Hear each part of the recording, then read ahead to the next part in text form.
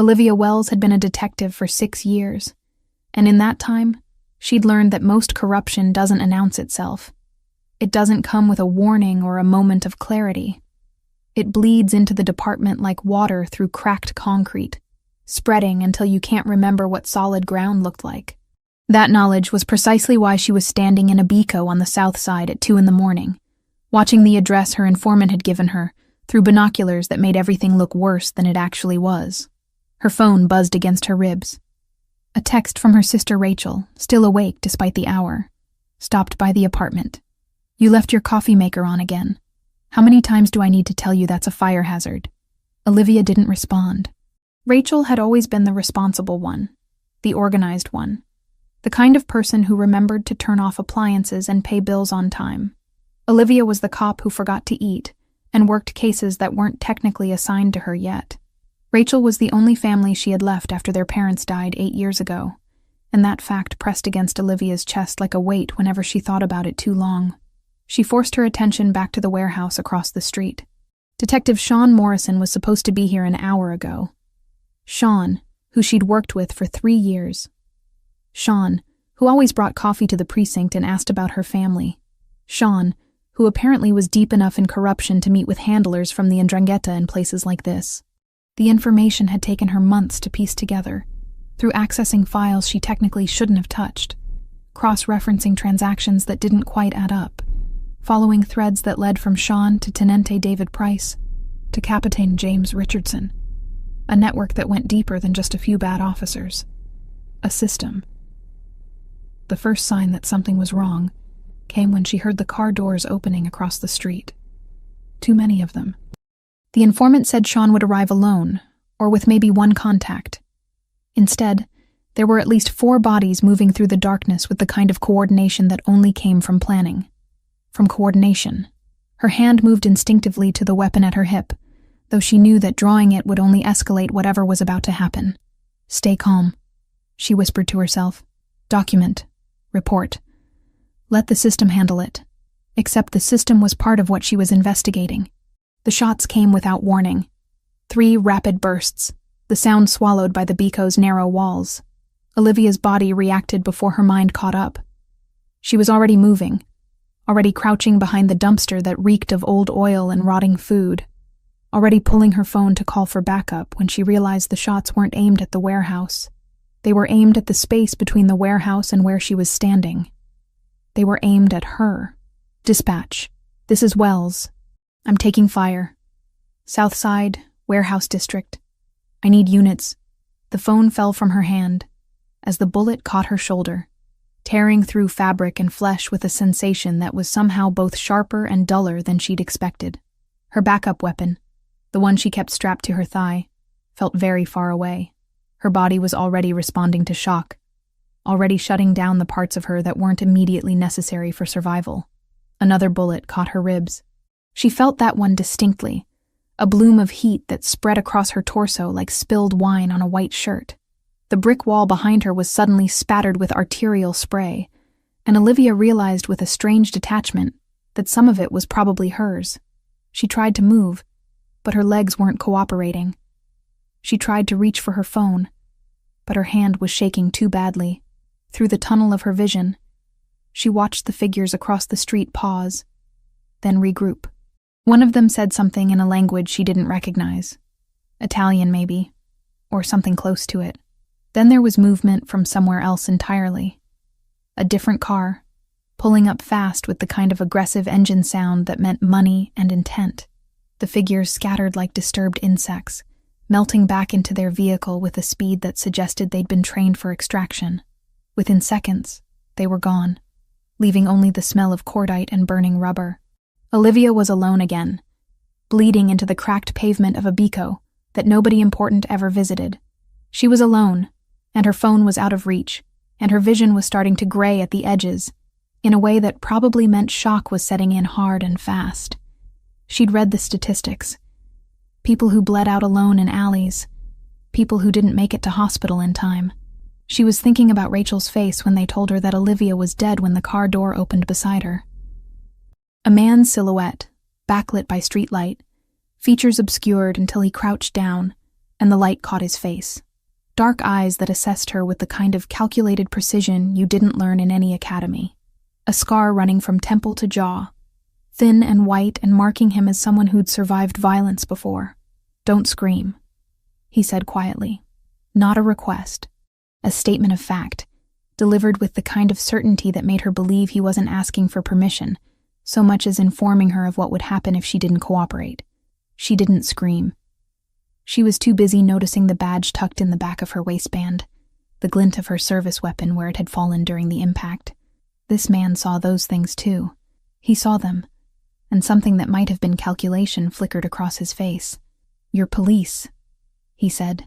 "Detective," Olivia managed, her voice small and strange in her own ears. "Olivia Wells, Chicago Police Department.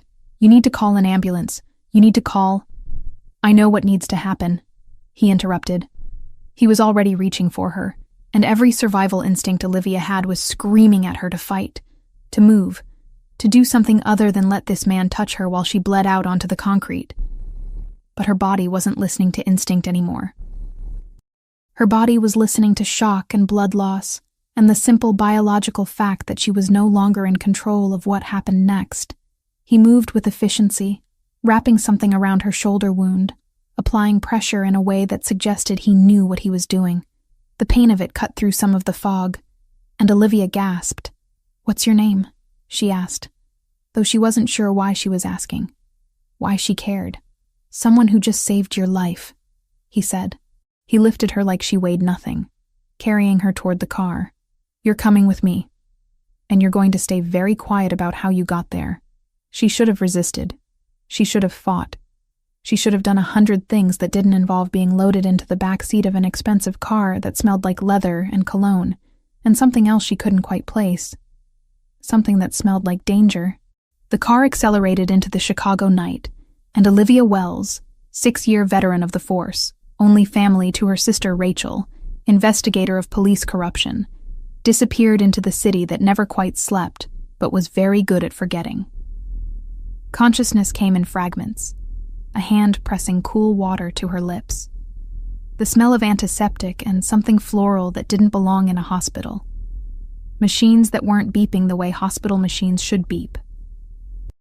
Olivia's eyelids felt weighted, her entire body heavy in a way that suggested either sedation or significant blood loss, possibly both. She tried to speak, and managed only a rasping sound that hurt her ribs. "Don't," a voice said from somewhere near the window. Not the voice from the alley. This was a woman's voice, older, carrying an accent that made the words sound like a command carved from stone.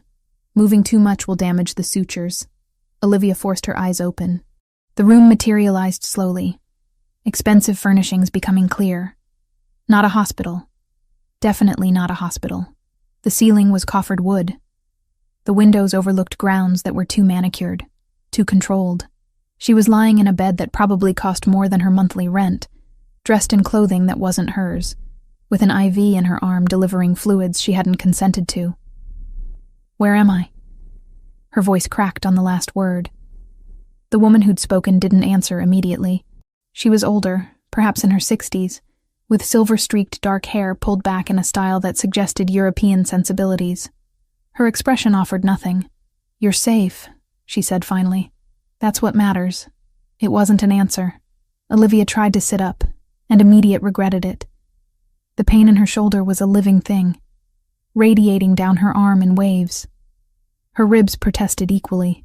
She fell back against the pillows, breathing carefully through her nose. "How long?" she managed. 4 weeks, a different voice answered. The man from the alley stood in the doorway, and in full light, he was almost worse than he'd been in shadow. The scar on his face was clearer now, more defined. His eyes were that unsettling dark brown that seemed to catalog everything they looked at. He wore a shirt with the sleeves rolled up, revealing forearms that suggested regular violence of some kind. "You coded twice. My doctor wasn't sure you'd make it." "Your doctor?" Olivia's throat was dry. "Where the hell am I?" "North Shore," he said simply, moving further into the room. "About 40 minutes from where you were shot. And before you ask, no, I'm not taking you to a hospital. Not yet. Maybe not at all." The implications of that statement hung in the air between them. Olivia forced herself to breathe slowly, to think through the fog of medication and pain. She was with the man who'd shot her, except he'd also saved her. The contradiction was making her head hurt worse than the actual physical injuries. "My sister," Olivia said. The words came out more desperate than she'd intended. "Rachel. I need to contact my sister. She'll be looking for me." The woman who'd been speaking before nodded at the man, then left the room with the kind of silence that suggested practice in discretion. The man pulled a chair closer to the bed, a piece of furniture that looked antique and probably was. He sat with the kind of posture that suggested someone trained in violence, spine straight, shoulders relaxed, positioned where he could see the entire room and the doorway simultaneously. "Your sister knows you're missing," he said. "The police have been informed. There's an investigation. Nothing has been found. I need to call her." Olivia tried again to sit up, managed it this time by gritting her teeth through the pain. "She needs to know I'm alive. If you call her, she dies." "The threat profile on you changed the minute they missed the kill," he added, voice flat. "Any trace leads back to your family first. Law enforcement knows that pattern as well as I do." The statement was delivered with such casual certainty that for a moment, Olivia wasn't sure she'd heard it correctly. She stared at this man, this stranger, this criminal who'd pulled her bleeding body from a Chicago alley, and tried to understand the mathematics of what he'd just said. "That's not," she started. "The people who shot you weren't random," he continued. "They weren't muggers or gang members settling territorial disputes. They were specific. They knew where you'd be. They knew when you'd be there. And they knew exactly how to make it look like you'd simply disappeared." He leaned back in the chair, and it creaked slightly under his weight. "If your sister suddenly receives a call from a phone she hasn't heard from in weeks, and then that phone goes silent, what do you think happens?" Olivia's mouth was dry again. She understood. Of course she understood. The people who wanted her dead would use Rachel as leverage, would use Rachel as a way to finish what they'd started in that alley. "How do you know all this?" she whispered. "Because I know who tried to kill you," he said, "and I know why." He stood and moved to a desk that Olivia hadn't noticed before, pulling out a tablet that glowed in the afternoon light. When he returned, he showed her the screen. Bank transfers, communications intercepted. Names and dates and amounts that added up to something so large and so systematic that it couldn't be anything but organized corruption. Detective Sean Morrison, Tenente David Price, Captain James Richardson, her people, her colleagues, her friends. "These are active transfers," the man said, pointing to dates that coincided with operations Olivia had worked. "Payments for specific services, corridor access, early warnings about raids, blind eyes turned to certain shipments coming through the docks." He let that sink in, then continued. "Your investigation threatened them. Not slowly, immediately. And they decided the simplest solution was to eliminate the threat." "Who are you?" Olivia's voice was hollow now, hollowed out by the realization that the institution she'd served had turned against her with such precision. "Someone who shares an interest in your survival," he said simply. "At least for now." "That's not an answer." "No," he agreed. "It's not." He stood and walked toward the window, leaving Olivia alone with the tablet and the terrible knowledge that everything she'd believed about her career, her colleagues, and her place in the world had been fundamentally wrong. Outside, the grounds were pristine, manicured, controlled. A place where people didn't simply disappear because it wasn't convenient for them to exist. A place where she had become a ghost. 3 hours later, a phone was placed in her hand. An old model, burner grade, the kind that could be discarded. The man, who still hadn't offered his name, explained the terms with the precision of someone used to negotiations. "One call," he said. "You tell your sister you're alive. You tell her you're safe. You don't tell her where you are. You don't give her any information that could be traced. And then we never have this conversation again." Olivia's hands shook as she dialed the number. It rang 4 times before Rachel answered, her voice thick with something that might have been sleep or might have been crying. "Hello? Rachel." Olivia's voice broke on the single syllable of her sister's name, The silence that followed was absolute. Then, "Olivia? Oh my God, Olivia, where are you? The police said, everyone said you were—" "I'm alive," Olivia said quickly, aware of the man watching her from across the room. "I'm safe. I can't explain right now, but I need you to listen to me very carefully." Yes, I'm listening. I'm here. Where are you? I'm coming to get you." You can't," Olivia said, and it was the hardest sentence she'd ever spoken. "Rachel, you need to listen. I can't contact you again. Not yet. Maybe not for a long time. And if you try to find me, if you try to tell anyone that I've called, it puts you in danger. Real danger. Liv, that's insane. That's crazy talk. You need to come home. You need to tell the police. The police are part of the problem," Olivia said. She watched the man's expression shift slightly, something that might have been approval flickering across his face. "Just trust me, Rachel. Trust that I'm doing what I have to do. Trust that I'm alive and I'm going to stay that way. But you have to let me go." Rachel was crying now, the sound of it cutting through the phone line like razors. Olivia wanted to say more, wanted to explain everything, wanted to apologize for being the kind of cop who investigated the wrong people and got herself shot in an alley. But the man was already reaching for the phone, already indicating that time was up. "I love you," Olivia said. "I'm sorry. I love you." The line went dead. The man powered off the phone and removed the SIM card, then burned it in a small dish on the desk while Olivia watched. When it was finished, he placed the phone in a bag with other items that looked equally disposable. "Your sister will receive a news report about a traffic accident," he said, his voice deliberately neutral. "A Jane Doe victim. The authorities will close the file. She'll have closure. It's the best option available." Olivia realized what he was saying. Her parents had died in a car accident. Rachel had already buried that particular grief. Now, she was going to have to bury it again. "Who are you?" Olivia asked again. But the man was already leaving, and she understood that some answers weren't coming today. The room was quiet after he left. Through the window, she could see the grounds outside, perfectly maintained and utterly isolated. She was alive, but she was also gone. As far as everyone who knew her was concerned, Olivia Wells had ceased to exist. The woman lying in this expensive bed in this impossible house was something else entirely, something new, something that didn't have a name yet, but would need to find one quickly, if she had any hope of surviving what was coming. Recovery happened in stages that had nothing to do with linear time. One day, Olivia could barely lift her arm without white-hot pain spreading across her torso. The next day, the pain was still there, but she could move further. By the end of the second month, she was walking the perimeter of Franco's study without using the walls for support. By the end of the fourth month, she could almost forget that bullets had ever pierced her body at all.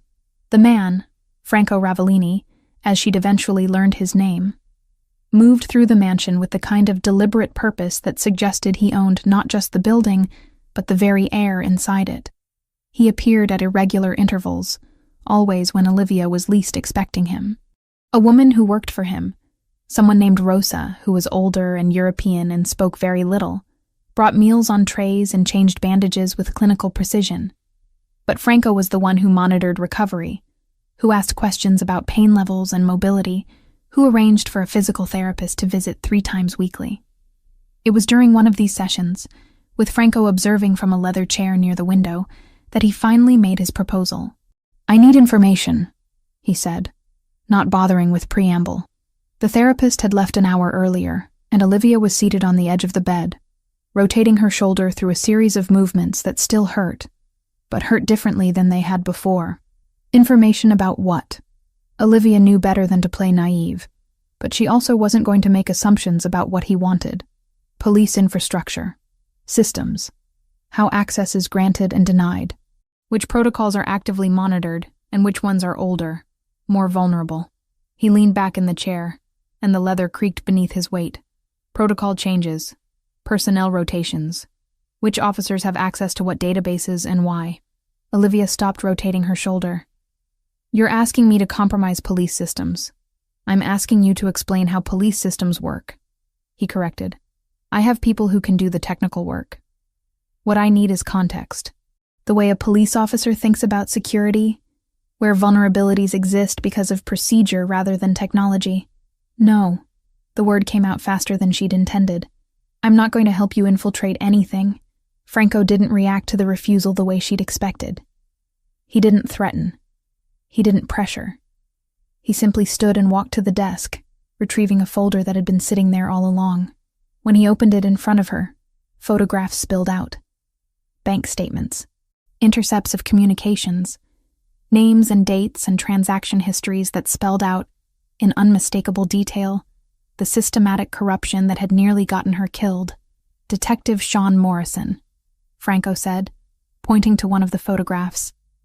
$3,000 monthly deposit to an account in his wife's name. Tenente David Price, similar pattern but larger amounts. Captain James Richardson. He looked at her. You knew these men. I worked with them, Olivia said quietly. You worked for them, Franco corrected.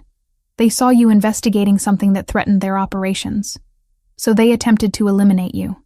My question is, do you still consider that institution worth protecting? Olivia stared at the evidence on the bed. Every instinct told her this was a trap, that accepting the deal would make her complicit in something larger and darker than she could comprehend. But every rational part of her understood that the institution she'd served had already betrayed her, had already decided she was worth killing. What exactly would this work involve? She asked. Franco explained the parameters carefully. She wouldn't access any systems directly. She wouldn't perform any technical breach of security. She would simply provide contextual information.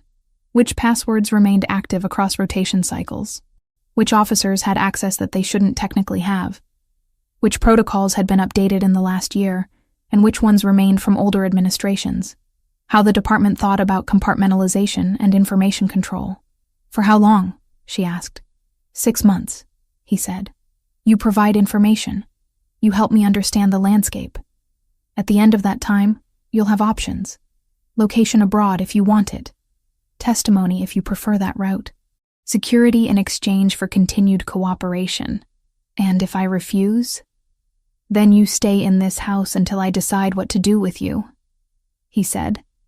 And there was no malice in his voice, which somehow made it worse. But you don't strike me as someone who refuses when presented with actual alternatives. He was right. Olivia hated that he was right. She had no life outside this house, no career to return to, no way to contact Rachel except through the mediated channels Franco had already established. She was trapped, and the only person offering her even the illusion of agency was the man whose organization had originally orchestrated her shooting. Okay, she said finally. 6 months. Franco established her workspace in a separate section of the mansion, an office that was isolated both physically and technologically, a laptop that was encrypted beyond her technical understanding, access to documents but not devices, a system designed so that she could provide information without being able to steal, copy, or transmit anything except what Franco explicitly approved. Over the first 2 weeks of the arrangement, Olivia began to understand the true sophistication of Franco's operation. He had analysts, people with degrees from places like MIT and Stanford, forensic accountants who could trace money through 7 different jurisdictions and emerge with a picture of exactly where it had come from and where it was going, specialists in cybersecurity who could explain vulnerabilities in systems Olivia had thought were impenetrable. But what surprised her more was the consistency of Franco's own code. He refused certain types of work. She overheard a conversation where someone presented a proposal involving trafficking, and Franco shut it down with a single word. No. Another discussion about an operation that would have involved collateral civilian casualties, and Franco's response was immediate and final. Find another approach. He was a criminal, yes, but he was a criminal with limitations, with rules, and somehow that made him more complex and more frightening than if he'd been simple malevolence in a tailored suit. By the 3rd month, Franco began letting her write letters to Rachel. They were screened, monitored, sent through intermediaries that made them impossible to trace. Rachel's responses came back through the same channels, printed out and delivered to Olivia by Rosa without comment. I'm not happy about this arrangement, Rachel had written, but I'm grateful you're alive. Please be careful. Please come home as soon as you can. Olivia wanted to respond that home no longer existed, that the woman she'd been, the detective who'd believed in justice and institutions, had died in that alley.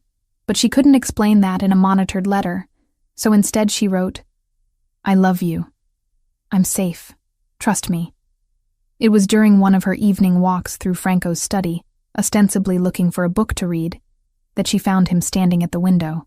He was staring out at the grounds, which were illuminated by subtle lighting that probably cost thousands of dollars to install. He looked tired in a way that went beyond physical exhaustion. "The work you're doing," he said, without turning around. "It's accelerating some timelines. I've been able to identify vulnerabilities I didn't know existed." "Is that good?" she asked. "It's efficient," he said. "There's a difference." Olivia stood near him, close enough to see the scar on his face more clearly. It was older than she'd realized, puckered slightly where it had healed. A reminder of violence survived. "Why do you do this?" she asked. "The criminal enterprise, the control, all of it?" Franco turned to look at her, and for a moment his expression was completely open, vulnerable in a way that seemed impossible for someone like him. "Because I never had a choice," he said. "I was born into this, raised in this, and by the time I understood what it was, I was already too entangled to leave." He turned back to the window. "You, on the other hand, chose to be a police officer. You chose an institution, and then that institution tried to kill you. So now you have a choice I never had.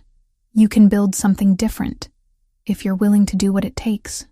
Olivia realized, standing beside him in that study with the city lights spread out before them, that her understanding of Franco had shifted.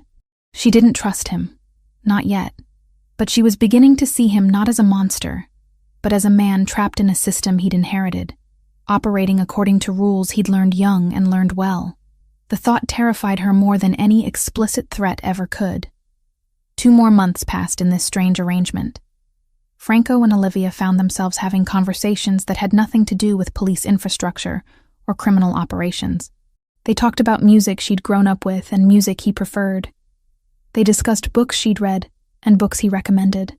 There were moments where Olivia almost forgot that she was essentially imprisoned, that her freedom existed only at Franco's discretion.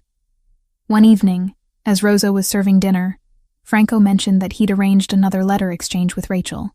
He did this sometimes, Olivia had learned, established contact, verified it was genuine, then allowed the correspondence to proceed.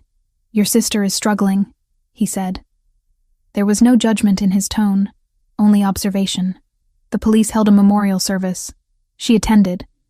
She's trying to move forward, but it's difficult for her.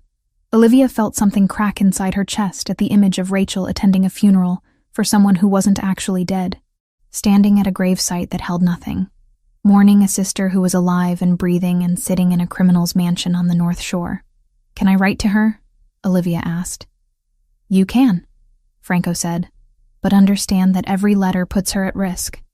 If someone traces that correspondence, if anyone realizes you're alive, she becomes leverage." "I understand," Olivia said, and she did.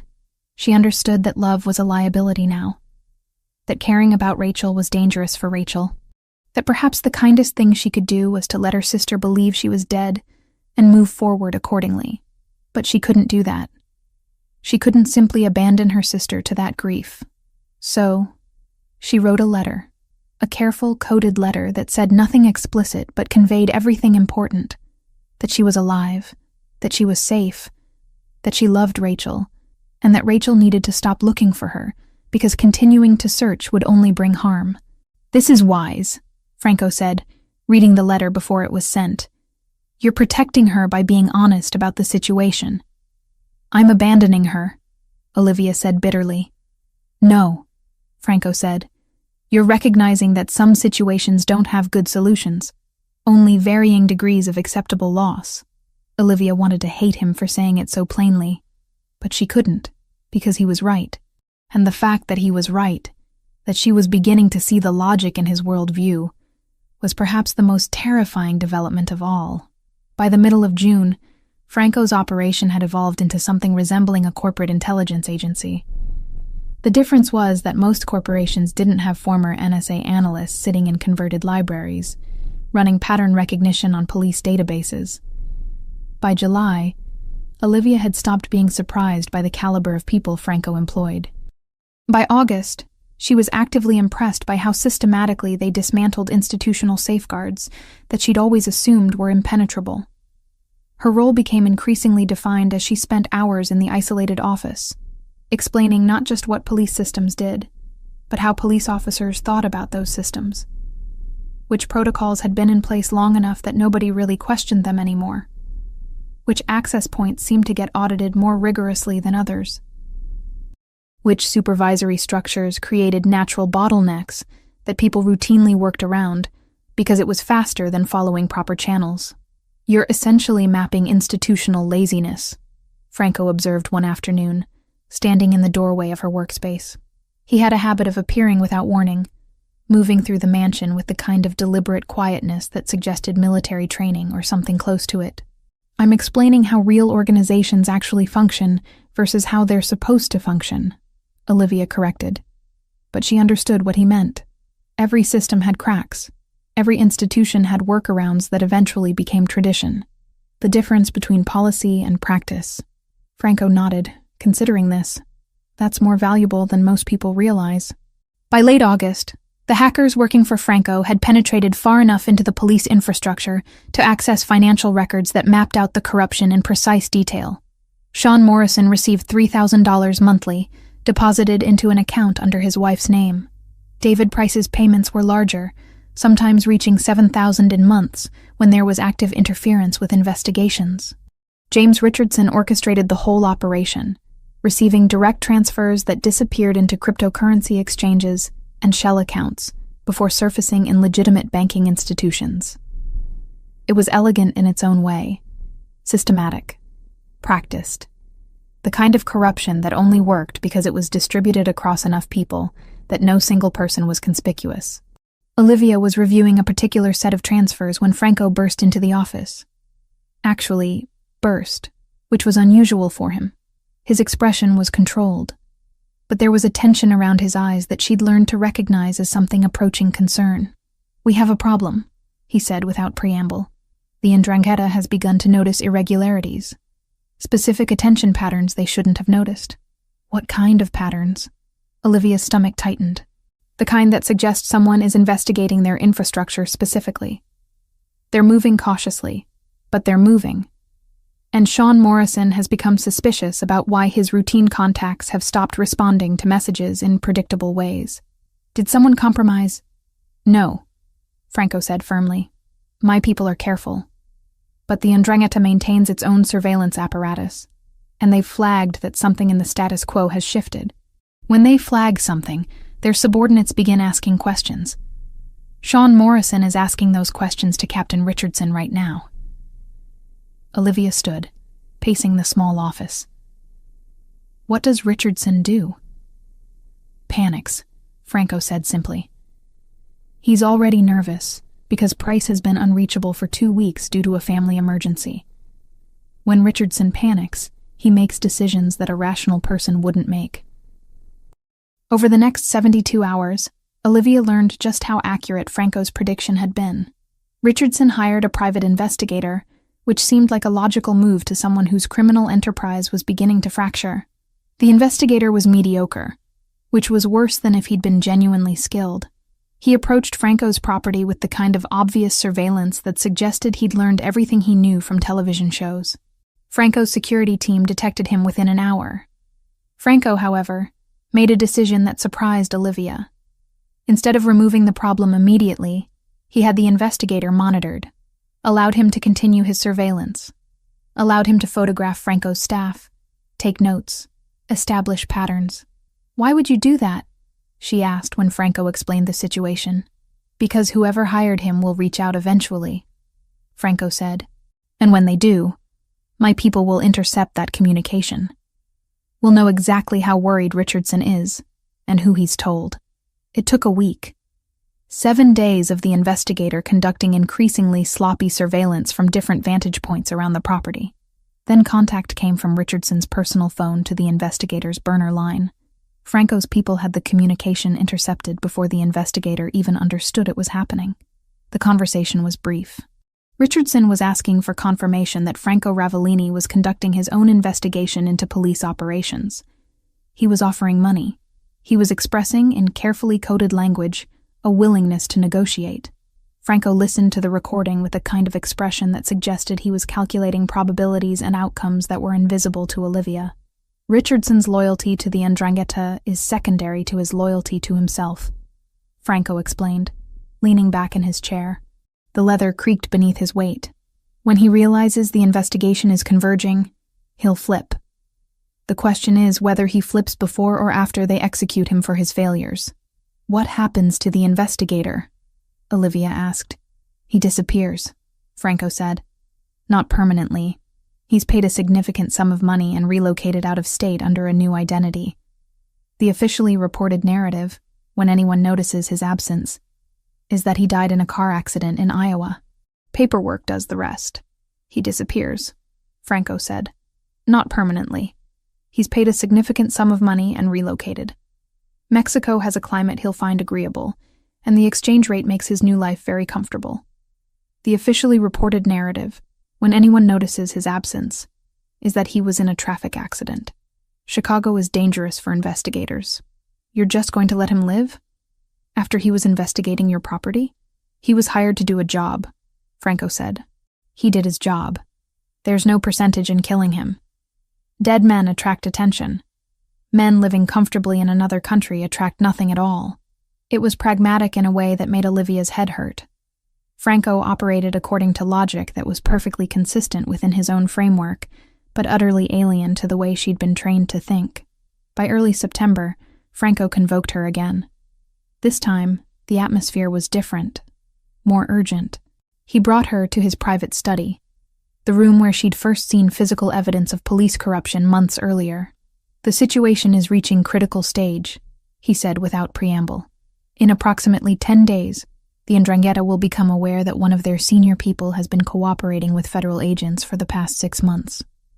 They will respond violently. When they do, they will target not just the cooperator, but anyone associated with investigations that threaten their operations. That's you, Olivia said slowly. Yes, Franco confirmed. And therefore indirectly, that's you. He outlined the situation with brutal clarity. Multiple investigations were converging on the police corruption network. The 'Ndrangheta was destabilizing. Federal agencies were beginning to move. The situation that had been manageable 3 months ago was becoming exponentially more dangerous. I'm offering you 3 options, Franco said. His voice was steady, but there was something underneath it that Olivia had learned to recognize as genuine concern. First, I move you to a secure location outside the country. You disappear completely.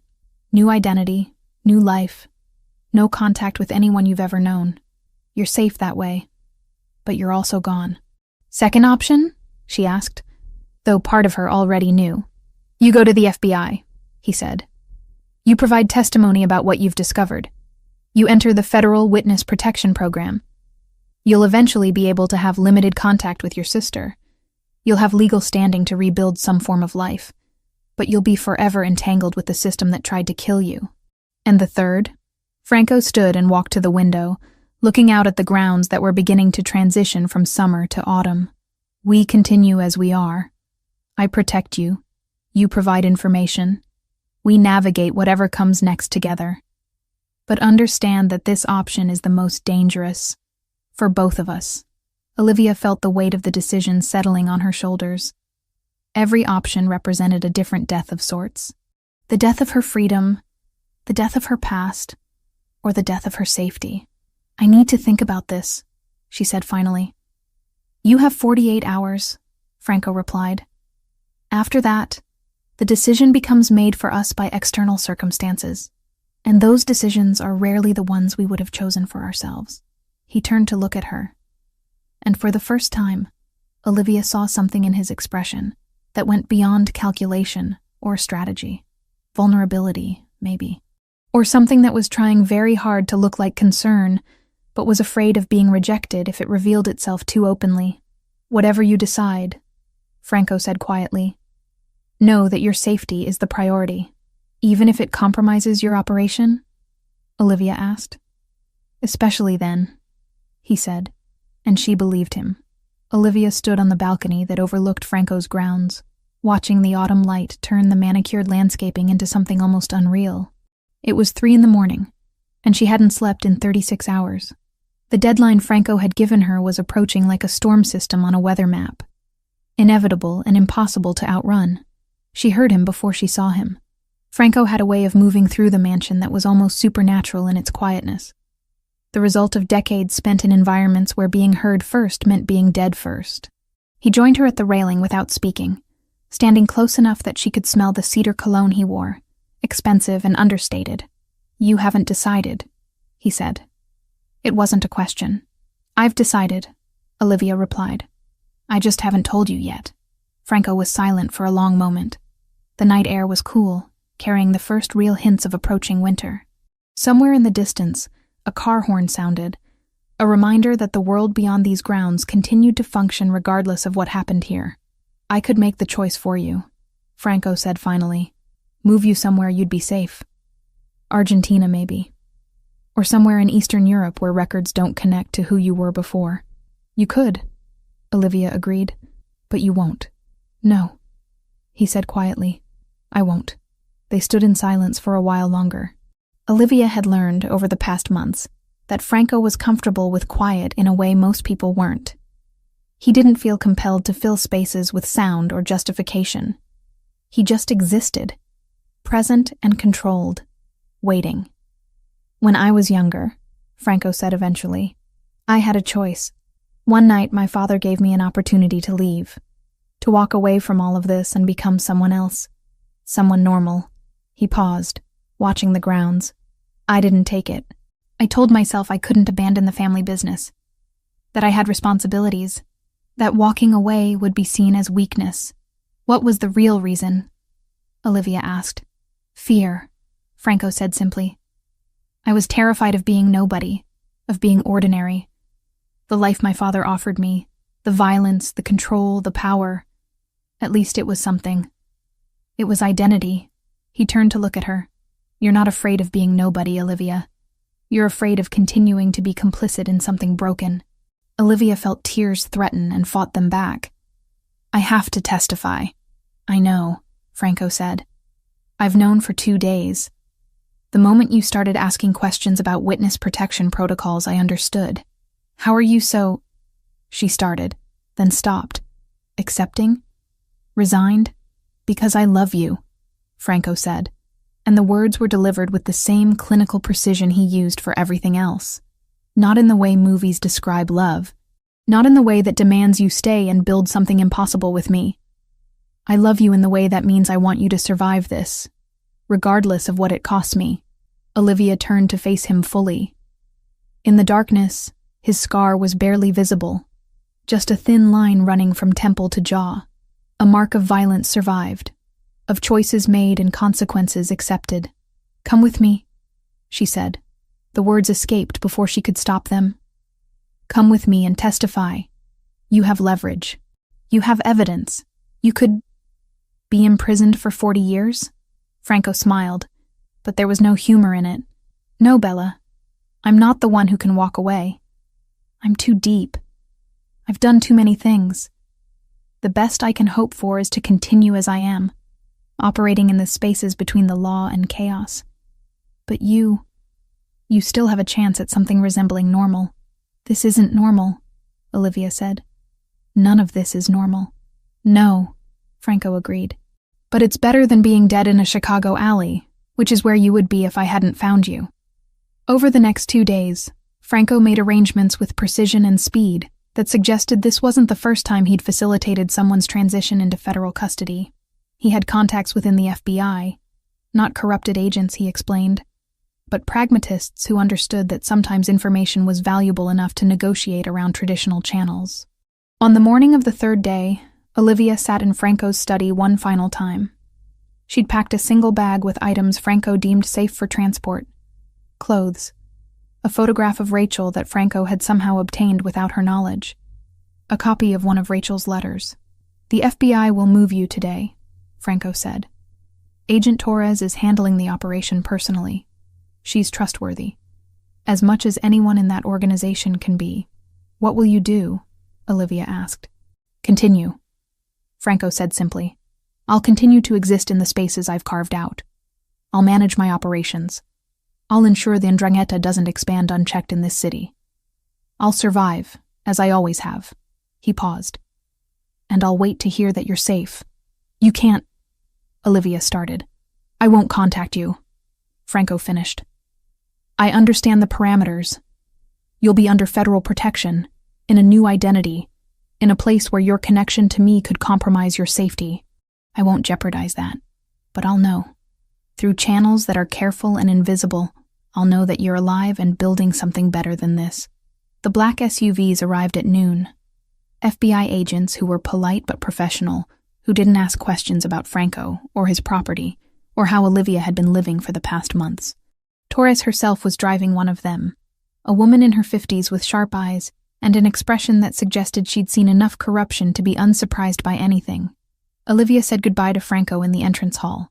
Rosa was there, watching with the kind of expression that suggested she understood more than she let on. Franco looked like he always did, controlled, composed, utterly present. Goodbye, Olivia said. Not goodbye, Franco corrected. Never goodbye. Just, for now. The drive to the safe house took 6 hours. During that time, Olivia received news that Ricardo, the private investigator, had been found in Iowa in a car accident. Tragic, Torres explained. Terrible luck. Olivia understood the message Franco was sending. Loose ends were being tied up. Witnesses to her disappearance were being managed. He was clearing the board to protect her testimony. That night, from an anonymous phone in a safe house that was indistinguishable from 1,000 other safe houses, Olivia was permitted a single call. Rachel answered on the second ring, like she'd been waiting. Olivia? Her voice broke on the name. It's me, Olivia said. I'm alive. I'm safe, but I can't come home yet. I can't explain everything, but I need you to understand that I didn't disappear because I wanted to. I disappeared because staying would have destroyed both of us. Rachel was crying now. Where are you? I can't tell you. Not yet. Possibly not for a very long time, but I'm going to testify about what happened to me, about why I disappeared, and then I'm going to start over somewhere else as someone else. What about... Rachel started, then stopped. Is he the reason? The man who took you? He saved my life, Olivia said carefully. And now I'm going to save myself. That's all you need to know. The line went quiet, except for the sound of Rachel breathing. Olivia imagined her sister in their shared apartment, the one Olivia would never return to, surrounded by memories of the life she'd lived before. I love you, Olivia said. I'm going to always love you. And I'm going to be okay. You better be, Rachel whispered, because I just got my sister back. I'm not losing you again. When the call ended, Olivia sat in the darkness of the safe house and let herself grieve. Not for what she'd lost. She was beginning to understand that she'd lost those things the moment Sean Morrison decided to work with the 'Ndrangheta. She grieved for what she was leaving behind. For Franco, operating in his mansion on the North Shore, knowing she was gone, and that this was the price of her survival. For Rachel, building a life that now had to accommodate a sister who might never fully return. For the version of herself that had believed the institution she served would protect her. But she also understood something that she hadn't before. Sometimes survival meant becoming someone new. Sometimes the only way to live was to let the person you were die and accept the person you were becoming. And sometimes, if you were very lucky, you found someone in the wreckage who understood that and let you go anyway. The federal building was colder than any room Olivia had encountered in Franco's mansion. Clinical. Designed to strip away personality and replace it with institutional procedure. She sat in a conference room with Agent Torres and an assistant United States attorney named Elena Navarro, no relation to Detective Sean Morrison, a woman in her early 40s with the kind of neutral expression that suggested she'd heard every terrible story in existence and remained unmoved. Walk me through the evening of the incident, Navarro said, her pen poised above a legal pad. They'd done this before, 3 times now, but each repetition was designed to find inconsistencies, to test whether Olivia's story held together under pressure. Olivia recounted the details methodically. The surveillance on Sean Morrison, the warehouse on the south side, the gunshots, the man who appeared with a scar on his face and dark eyes that assessed situations like chess problems. She omitted nothing except the name Franco Ravellini. When pressed, she simply said, "My rescuer's identity is complicated, but he's provided documentation that corroborates my account." Morrison made notes. Torres, who sat beside Olivia, said nothing. They'd developed an understanding over the weeks of preparation. Torres believed her. That was enough. The grand jury hearing occurred on a Tuesday in October, 8 weeks after Olivia had left Franco's mansion. She testified for 4 hours, describing the investigation she'd been conducting, the names she'd discovered, the systematic corruption within the Chicago Police Department. The jurors listened with the kind of focused attention reserved for stories that shattered assumptions about institutions people trusted. Sean Morrison was indicted on October 18th. David Price on October 22nd. James Richardson on November 1st. Each indictment was more damaging than the last, revealing not isolated corruption, but a network of officers who'd systematized their betrayal into something resembling a business operation. The media descended on Chicago like vultures, recognizing fresh carrion. News vans camped outside police headquarters. Reporters shouted questions that nobody was authorized to answer. The narrative that emerged was compelling. A young female detective had discovered corruption reaching into the highest levels of her department, had been attacked because of her investigation, and had emerged to testify against her own colleagues.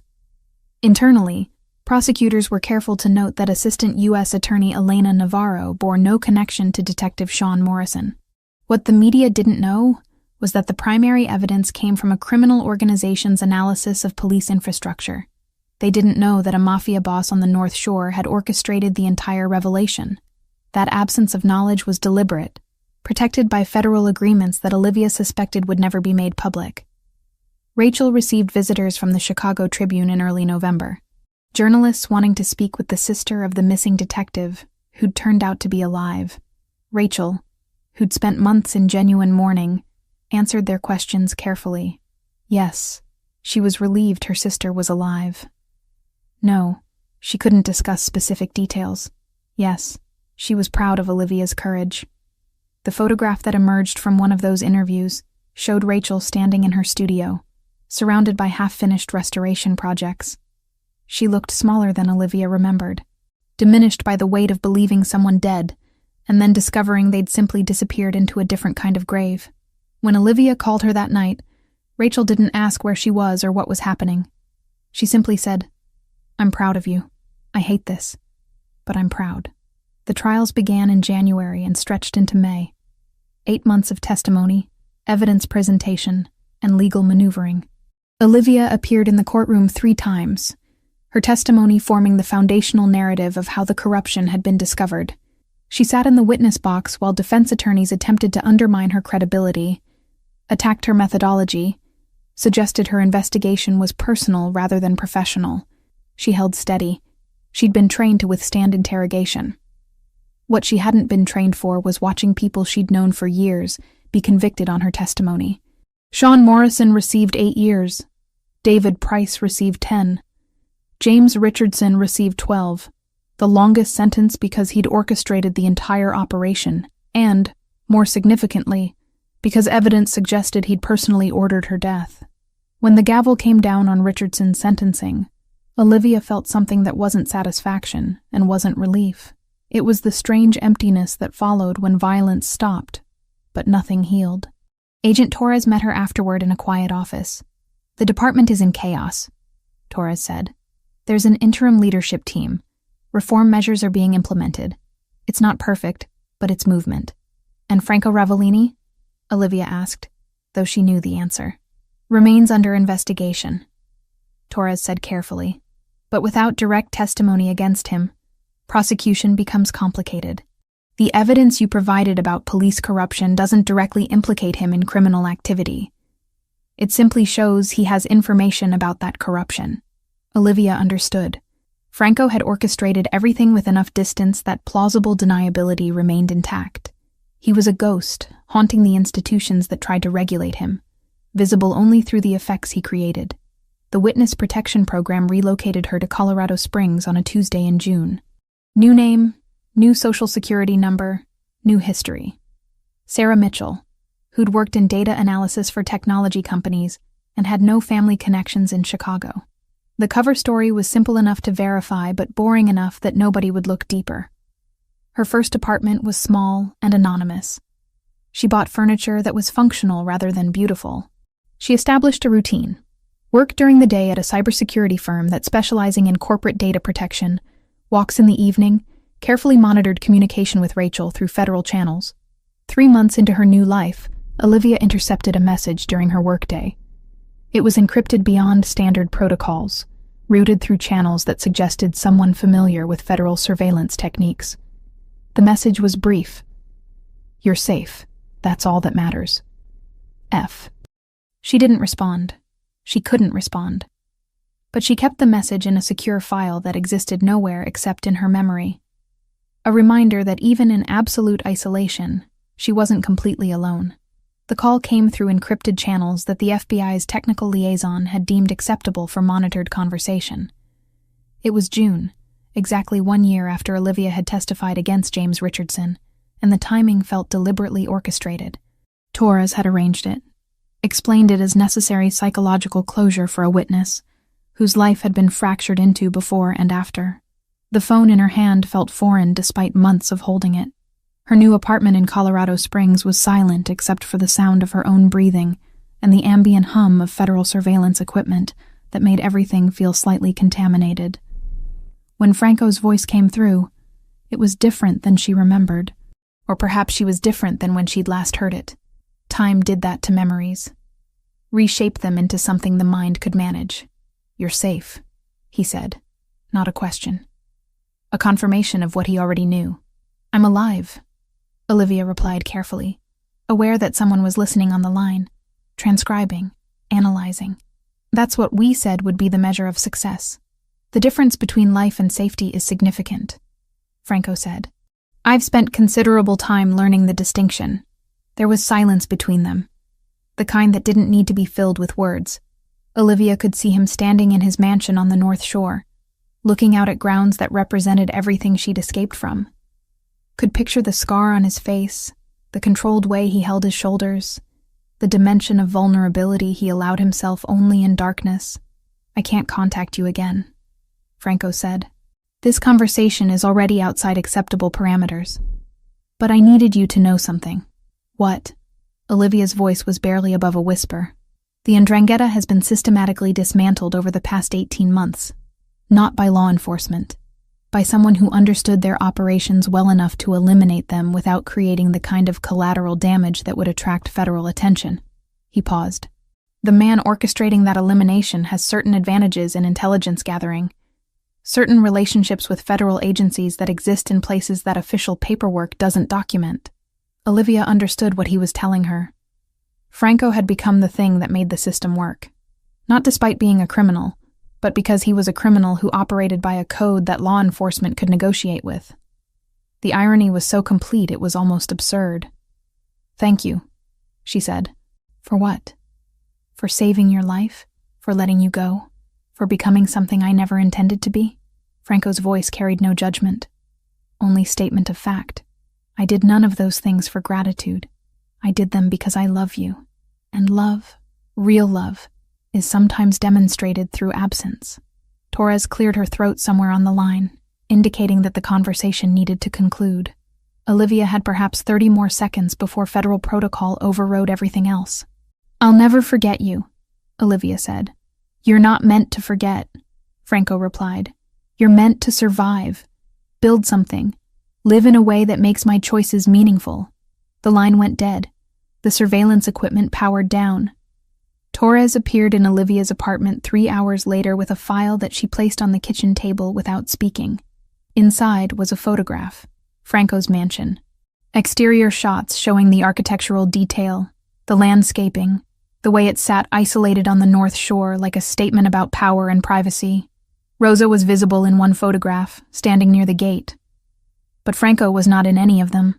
He's disappeared, Torres said without preamble, completely off the grid. We have intelligence suggesting he's operating out of multiple countries, maintaining his organization while funding certain operations that benefit federal interests. You made a deal with him, Olivia realized. We made an arrangement, Torres corrected. He provides information about organizations that are more dangerous than he is. We don't prosecute him for crimes we can't prove anyway. It's pragmatic. It works. Does it work? Olivia asked. Torres considered the question. The 'Ndrangheta is significantly weakened. Several smaller organizations have been dismantled. We've prevented approximately 17 terrorist financing operations. From a purely statistical perspective, the arrangement has prevented more harm than it's caused. Olivia thought about Sean Morrison in prison, about David Price serving his sentence, about James Richardson, who'd ordered her death, now spending years in a federal penitentiary, about Rachel in Chicago, slowly rebuilding a life that had been shattered by her sister's disappearance and resurrection. None of it was clean. None of it was redemptive. But it was real, which meant it was better than the alternative. Rachel visited Colorado Springs in July. It was their first in-person meeting since Olivia had entered witness protection, facilitated by federal agents who maintained a discreet distance. They met in a coffee shop that was carefully selected for its lack of surveillance and its location away from federal oversight. Rachel looked older. Or perhaps her sister had simply never noticed how many times stress could layer itself onto a face before it became permanent erosion. He's a criminal, Rachel said without preamble. She had never been one for conversation preliminaries. Yes, Olivia confirmed. And he saved your life. Yes. Rachel stirred her coffee with deliberate slowness. I've been reading about the 'Ndrangheta, about how they've been systematically dismantled over the past 2 years, about how it seems like someone with inside knowledge has been feeding information to federal agencies. Olivia said nothing. She didn't confirm or deny. She simply drank her coffee and let her sister arrive at her own conclusions. You love him, Rachel said finally. I don't know if that's what I feel, Olivia replied carefully. I know that he saved my life when the institution I served tried to take it. I know that he let me go, because keeping me would have compromised who I was trying to become. I know that he's probably going to die in prison or in exile because of the choices he's made, and I know that I'll spend the rest of my life wondering about the roads not taken. Rachel reached across the table and took Olivia's hand. Her grip was tight, anchoring, real. I'm proud of you, Rachel said. I hate everything about this situation, but I'm proud of you for surviving it. That night, alone in her Colorado apartment, Olivia accessed a secure server through her work computer. The encryption was Franco's design, something that existed in spaces between legitimate security and criminal paranoia. There was a single message waiting in the inbox. The restoration project you mentioned before. The one your sister is working on. It's almost complete. She says the subject has become something new. Something with strength you can see in the eyes. Something that survived damage and used that survival as the foundation for something beautiful. I think that's the most honest portrait ever created. Olivia closed the laptop without responding. She didn't need to. Franco would know that she'd read the message. He would know that she understood what he was telling her about Rachel's restoration work. He would know that understanding was enough. Outside, Colorado Springs was transforming into evening. The mountains were beginning to glow with that particular light that only happened in late afternoon, when the sun was angled just right to illuminate everything it had previously hidden.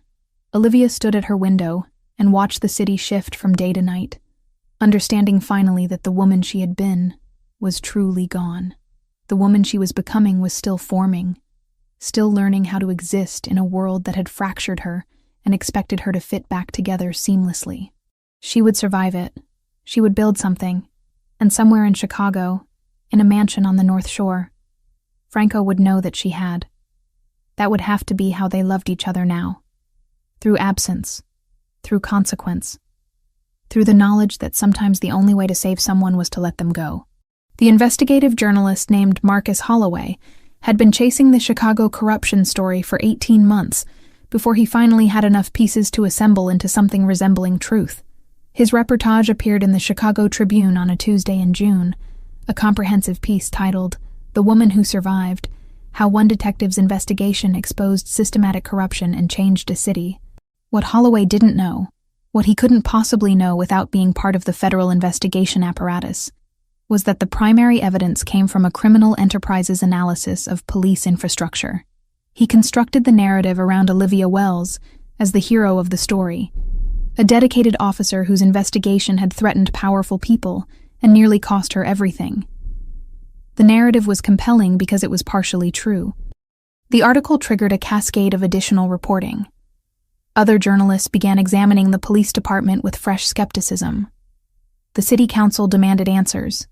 The mayor called for comprehensive reform.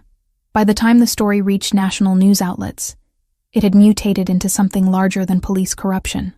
It had become a referendum on institutional failure, on the ways that systems designed to protect citizens instead protected the criminals within their ranks. The Chicago Police Department descended into something resembling organizational chaos.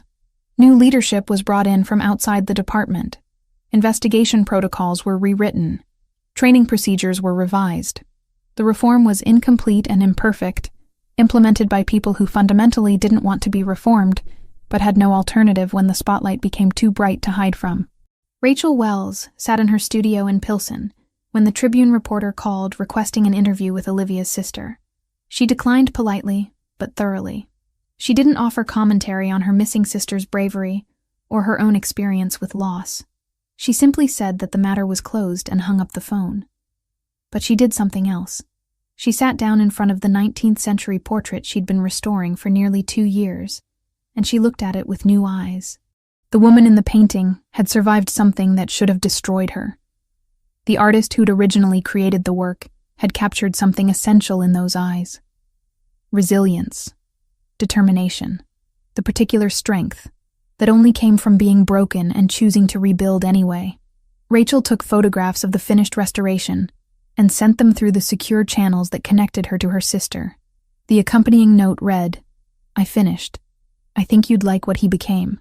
In Colorado Springs, Olivia received the photographs on a Tuesday evening and understood immediately what Rachel was communicating. The portrait showed a woman who'd been damaged, but who'd transformed that damage into something that resembled dignity. It was Rachel's way of saying that she understood, that she had processed the grief of losing a sister who was alive but unreachable, that she had built something from that grief. Olivia worked in cybersecurity for a firm that specialized in corporate data protection. Her job was to identify vulnerabilities in systems before criminals could exploit them. The work was satisfying in a way that police work had never been, because it operated without the moral ambiguity that came with serving an institution that could betray you. In September, 15 months after leaving Franco's mansion, Olivia intercepted a communication during work that made her stop breathing. It was encrypted beyond her company's standard protocols, routed through channels that suggested someone familiar with federal surveillance techniques. The message had been flagged in her monitoring system as a potential security threat, but she recognized the signature of the encryption immediately. Franco. The message wasn't addressed to her. It was directed toward an agent at the FBI, Torres specifically, regarding an operation against the Ndrangheta, intelligence about shipment routes, financial information that exposed money laundering operations, contacts and relationships that would eventually lead to the dismantling of an organization that had terrorized Chicago for decades. Franco was still operating in the shadows, still shaping outcomes that benefited institutions that officially opposed him. He existed in a space between law and chaos, neither fully criminal nor fully complicit with legitimate authority. He was the kind of power that democracies required but couldn't acknowledge, the necessary violence that prevented worse violence from taking root. Olivia closed her laptop and stared at her reflection in the darkened screen. The woman looking back at her was someone new, not the detective who'd been shot in a Chicago alley, not the prisoner in Franco's mansion. Someone constructed from the pieces of both, integrated into something that resembled purpose. She thought about Franco in whatever location he now inhabited, probably monitoring communications that proved she was alive, understanding her world the way she was learning to understand his. They would never contact each other directly. Federal law prohibited it, but they would always know. through encrypted channels and intercepted communications and the simple fact of her survival. They would always know that the other had mattered. That night, Olivia received a news alert on her phone. A joint federal and local operation had arrested 16 members of the Ndrangheta in the Chicago area. Charges included money laundering, drug trafficking, and conspiracy to commit murder. The operation was described as the result of months of federal investigation and intelligence gathering from multiple sources. No one mentioned Franco. No one acknowledged that a mafia boss on the North Shore had orchestrated the entire revelation through careful coordination with federal agencies that needed his information more than they needed his prosecution. The truth existed in spaces where official records didn't venture. Rachel called that night, her voice steady but emotional. "Did you see the news?" "Yes," Olivia said. "That was him, wasn't it? Your mafia boss." "Yes," Olivia confirmed, not bothering with denial. "He's still protecting you," Rachel said. "Cleaning up the world so you can exist in it safely. He's protecting himself," Olivia corrected. "The Ndrangheta was a threat to his operations. This serves his interests as much as mine." "Maybe," Rachel said. "Or maybe love is just finding someone whose interests align with yours enough that you're willing to destroy your enemies for them." Olivia didn't respond. She didn't know how to articulate what she felt for Franco anymore. It wasn't romance in the conventional sense. It was something more fundamental and more complicated.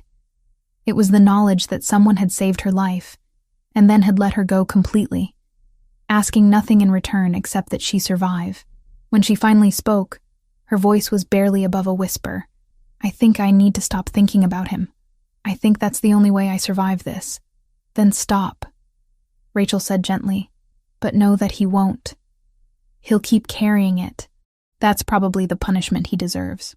That autumn, as Colorado Springs transitioned into winter, Olivia began the process of building a life that was entirely separate from her past. She joined a book club. She volunteered at a local nonprofit that helped at-risk youth. She developed friendships with people who knew her as Sarah Mitchell, a cybersecurity analyst with no particular history worth examining. And once a month, at precisely the same time, she received a single encrypted message that said only, "Still alive." No signature, no request for response. Just confirmation that Franco knew she was surviving.